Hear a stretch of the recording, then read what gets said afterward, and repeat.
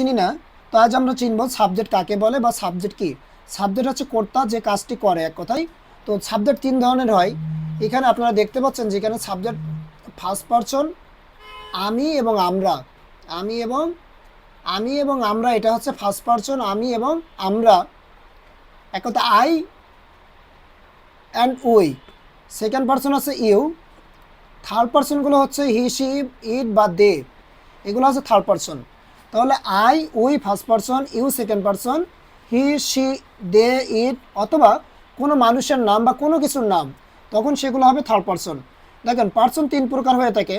তো আমাদের এখানে আমরা যদি দেখি, আই মানে আমি, এটা হচ্ছে ফার্স্ট পারসন। উই মানে আমরা, ফার্স্ট পারসন। ইউ মানে তুমি, সেকেন্ড পারসন। ইউ মানে তোমরা, সেকেন্ড পারসন। হি, সে, শি, সে, এটা third person. They third person, it third person. Even যদি কারোর নাম হতো তাহলে সেটাও হতো থার্ড পারসন। তাহলে থার্ড পারসন কি? হি, শি, দে বা ইট বা কারোর নাম, এগুলো হবে third person. Thank you for watching this video.